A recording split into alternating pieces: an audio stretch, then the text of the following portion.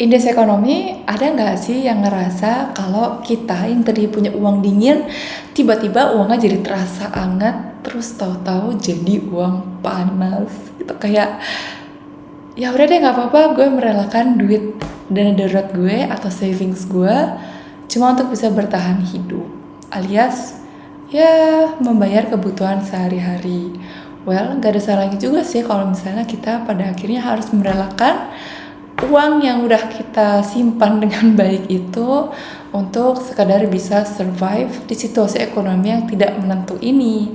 Karena ya again, cash flow juga lagi berantakan, again karena income lagi nggak stabil, banyak pengangguran, sementara inflasi lagi gila-gilaan, which is biaya hidup itu mencekik banget.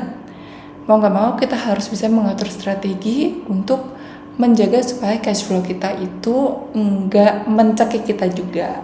Selamat datang kembali di YouTube channel aku, Hustle with Carolina. Dan karena akhir-akhir ini gue banyak banget menemukan fenomena keluh kesah orang-orang sekeliling gue maupun di sosial media yang bilang kayak, aduh susah banget ya nabung, aduh susah banget ya gue mengatur pengeluaran gue ini, gimana ya, udah hemat banget tapi kok tetap ada aja yang boncos.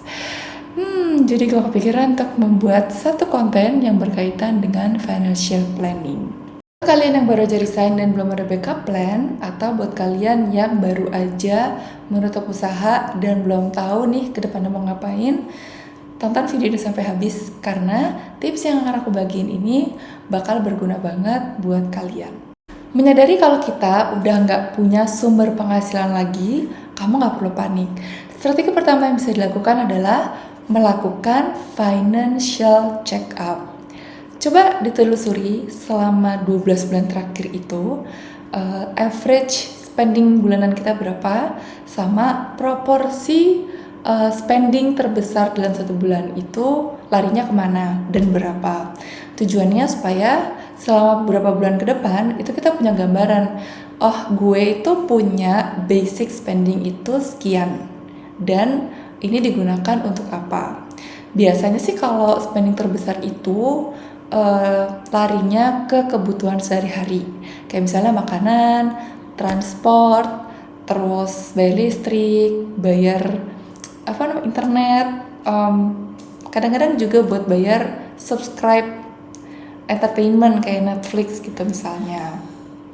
Nah, terus kita cek juga nih, selama kita bekerja, itu kita udah punya uang berapa sih?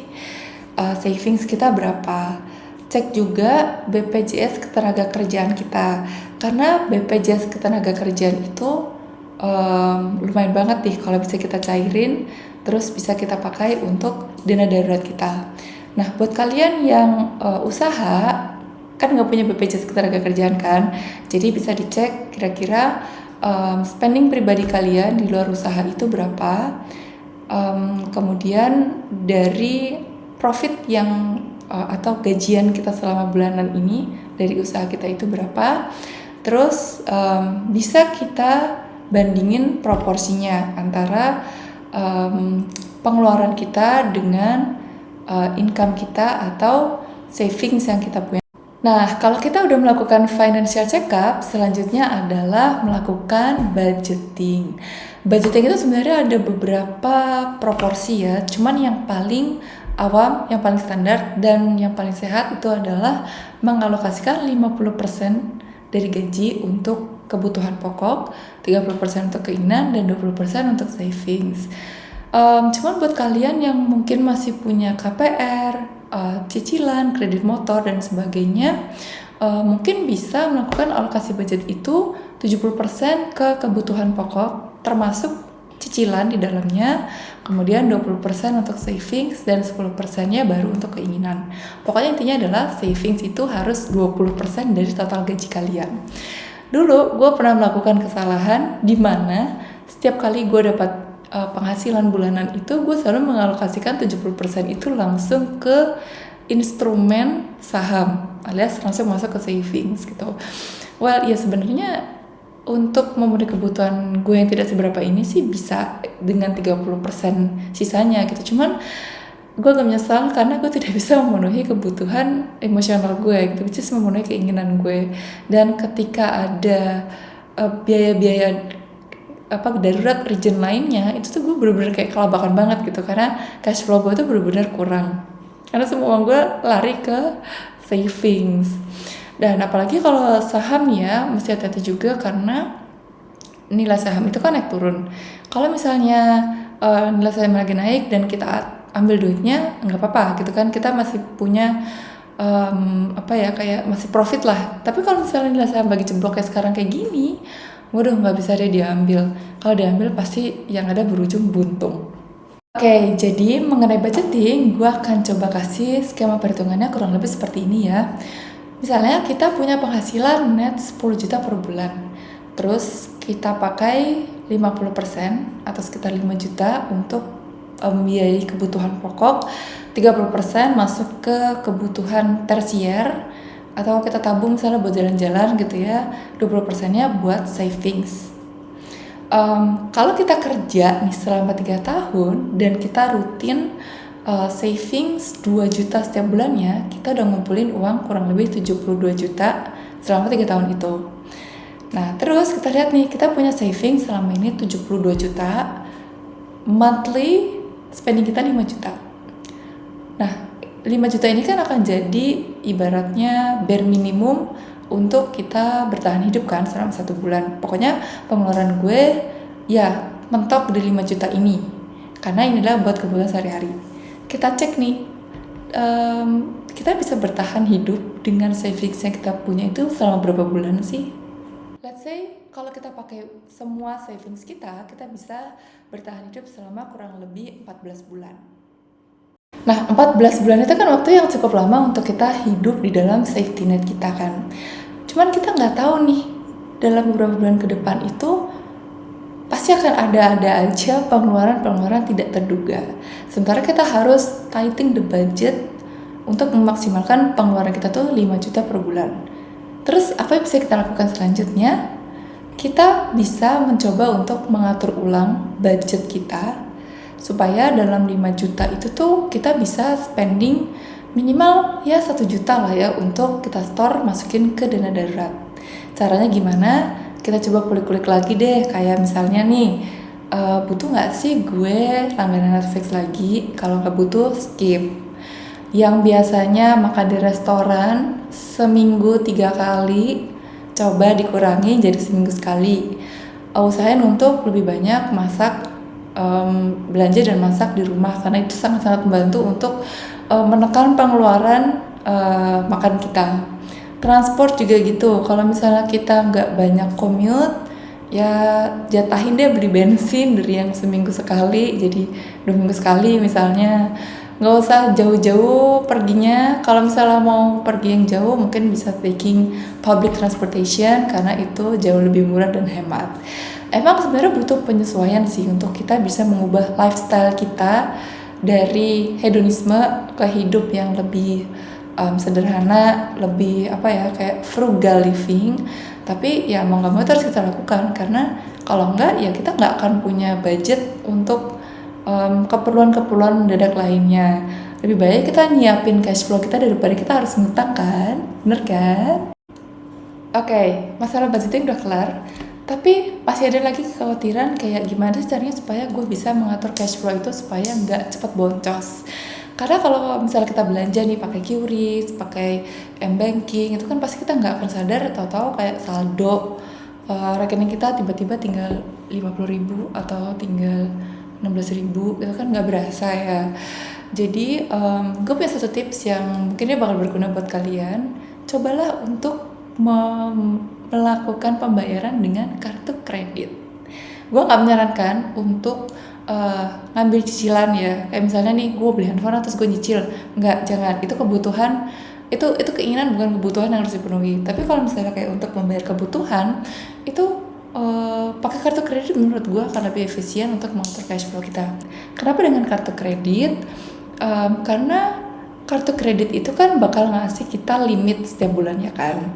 Kalau misalnya kita udah pakai belanja let's say 500.000, kita akan aware nih kayak oke, gue masih punya limit sekian karena gue udah belanja 500.000 dan ini harus gue pas-pasin untuk belanja kebutuhan selama beberapa minggu ke depan. Itu kayak psychologically tuh kita bakal mikir kayak gitu. Tapi kalau misalnya kita punya cash flow, kita bakal mikir kayak udahlah nggak apa-apa, duit gue masih segini, nggak apa-apa lah pakai aja, nanti kan paling ada lagi kayak gitu kan. Jadi akan membuat kita lebih konsumtif. Gue lebih menyarankan sisi kartu kredit daripada pay later, karena meskipun sistemnya sama ya, pay later kan juga limit ya. Cuman gue ngerasa kayak kalau misalnya gue belanja pakai pay later, let's say di toko hijau dari toko oranye, itu tuh kayak gue merasa gue merasa jadi ketagihan gitu. Once gue belanja dengan pay later, besoknya gue pengen lagi belanja dengan pay later. Nggak tahu kenapa, mungkin mereka sengaja mendesain itu supaya orang lebih konsumtif kali ya, dan pakai pay later gitu supaya mereka lebih untung. Karena pay later juga itu tuh kayak mereka tuh bakal narik fee di setiap transaksi yang kita lakukan. Jadi kalau misalnya kita belanja pakai pay later, itu tuh harga yang harus kita spending dengan harga barangnya itu tuh jadi lebih mahal karena kita harus bayar fee-nya itu kan.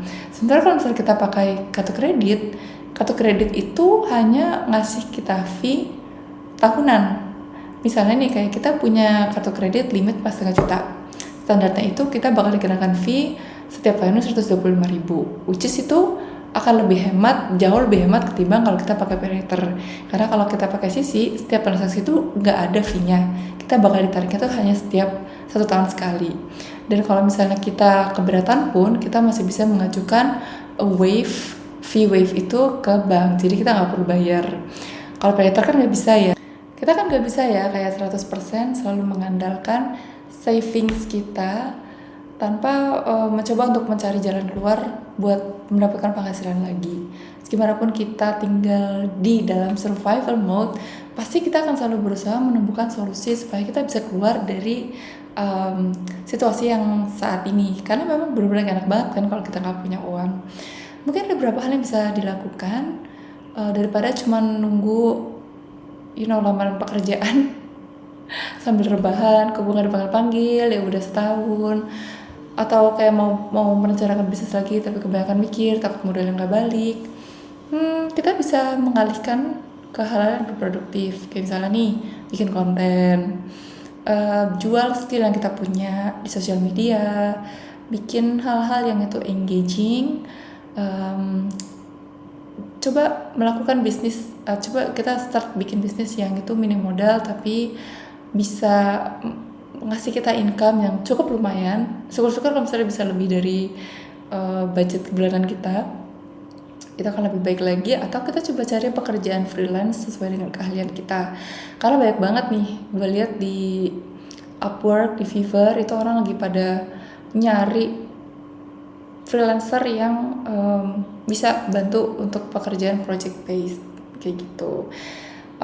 Saran gue sih supaya kita bisa menaikkan energi kita dan nggak terlalu kelelahan setiap hari karena mikirin duit, cobalah melakukan hal-hal yang produktif dan menyenangkan. Kalau misalnya kamu masih punya budget buat traveling, coba dipakai dengan sebaik mungkin untuk bikin konten-konten yang menarik. Karena kita nggak akan pernah tahu nih, kita bisa dapat penghasilan baru, sumber penghasilan baru dari arah-arah yang nggak terduga kalau kita berani untuk membuka diri dan getting out of our comfort zone. Nah itu tadi mungkin yang bisa gue bagikan, sebuah pencerahan in this economy yang sangat dark ini. Semoga apa yang gue bagikan ini bisa bermanfaat, terutama buat kalian yang lagi bingung gak tahu harus ngapain, lagi terjebak masalah ekonomi, atau baru aja resign dari kantor. Semoga apa yang gue berikan ini juga bisa menjadi pencerahan buat kalian untuk tetap semangat menjalani hari-hari ke depannya. Terima kasih buat yang sudah menonton video aku sampai akhir. Jangan lupa like, subscribe, dan juga share kalau emang ini relate banget sama kondisi kalian sekarang. Dan sampai ketemu lagi di episode selanjutnya. Bye!